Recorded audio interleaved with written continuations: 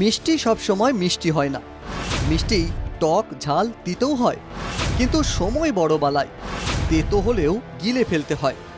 অন্য কেউ নিতে চাইলেও এই ক্রেডিট কিন্তু মুখ্যমন্ত্রী হিমন্ত বিশ্ব শর্মার। শেষবার কবে রাগ উঠেছিল মুখ্যমন্ত্রীর কে জানে।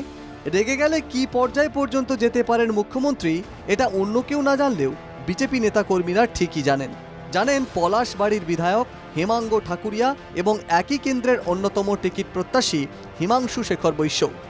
কারণ এরা দুজনেই যে মুখ্যমন্ত্রীর অতি ঘনিষ্ঠ এটা অসমের সবার জানা। বিধায়ক হেমাঙ্গ ঠাকুরিয়ার বিরুদ্ধে জমির দালালির গুরুতর অভিযোগ উঠেছিল কারণ ভাইরাল হয়ে গিয়েছিল একটা অডিও কল রেকর্ডিং, যেখানে বিঘা প্রতি ৮ লক্ষ করে চাইছিলেন ঠাকুরিয়া। বিজেপি নেতা হিমাংশু শেখর বৈশ্য অডিও ভাইরাল করে দিয়েছিলেন বলে সন্দেহ ছিল হেমাঙ্গর। অডিও প্রকাশ্যে আসার পর গোটা পলাশবাড়ি জুড়ে বদনাম হয়ে যান বিধায়ক হেমাঙ্গ। শুধু হেমাঙ্গই নন, প্রশ্ন ওঠে বিজেপির স্বচ্ছতা নিয়েও। বিজেপি নেতারা কতটা সৎ, বিজেপি কতটা বড় দল, এই প্রশ্নগুলো উঠতে শুরু করে। সিন্ডিকেটের সঙ্গে সরকারের কোনো সম্পর্ক নেই বলে বড় গলায় করা বিজেপির দাবিও ধুলোয় মিশে যায়। এক কথায় দল হিসেবে বিজেপির গরিমাকে ধুলোয় মিশিয়ে দেন হেমাঙ্গ। এনেকুৱা ধৰণৰ নেতা আছে যোনে নেকি পলাশবাৰী সমষ্টিৰ বিধায়ক হ'ম বুলি ভাবিছে, যোনে নেকি ভাৰতীয় জনতা পাৰ্টিৰ ফ্লেগো জ্বলাইছে। তেনেকুৱাও নেতা আজি পলাশবাৰী সমষ্টিত বিধায়ক হোৱাৰ কাৰণে লাগি আছে।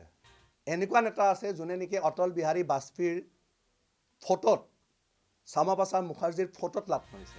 এনেকুৱা নেতা আছে পলাশবাৰী সমাজে যোনে নেকি NSYত থাকোঁতে, কংগ্ৰেছত থাকোঁতে ভাৰতীয় জনতা পাৰ্টিৰ অফিচ ভাঙিবলৈ আহিছে।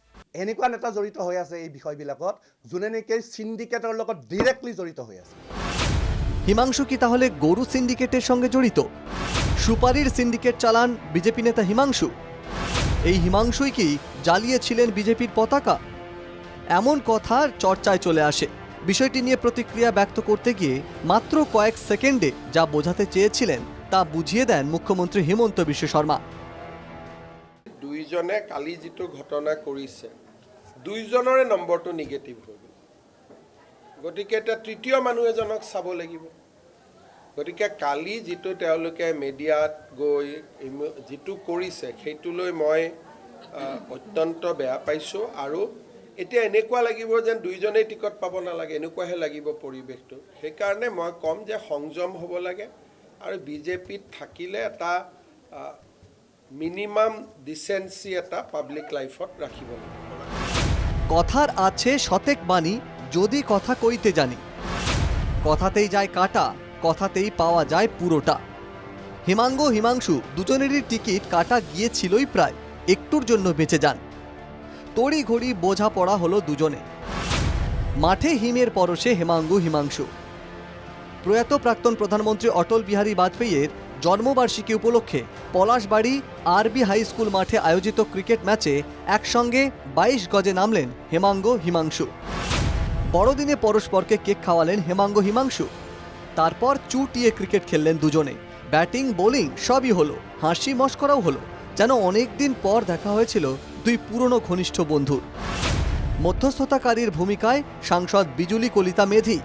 সেদিনও মধ্যস্থতাকারীর ভূমিকায় ছিলেন গুয়াহাটির সাংসদ, আজও একই ভূমিকায় বিজুলি। এটাই রাজনীতি, রাজনীতিতে সবই সম্ভব। কিন্তু প্রশ্নটা হলো, কেক খেলে কি মনের জ্বালা মিটে যায় তাহলে? হেমাঙ্গর আরও কল রেকর্ডিং আসছে প্রকাশ্যে। 40,000 ডিফারেন্সত যদি জিকিছো এটা হিউজ টিম গৈ চলাব লাগিব। এইটো হেমন্ত ঠাকুৰৰ কোনো পকেট গৰমৰ কাৰণে নহয়।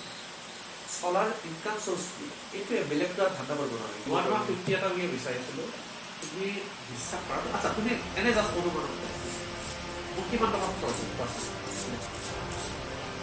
চাৰি দিন ইলেকশন। পরেরটা পরে দেখা যাবে, এখন কেক খাওয়ার মরশুম। চলুন বেরিয়ে পড়ুন, মেরি ক্রিসমাস। সব বোঝা গেল, কিন্তু একটা কথা থেকে গেল অস্পষ্ট, গরু সুপারি syndicate. Bureau report, NKTV Bangla.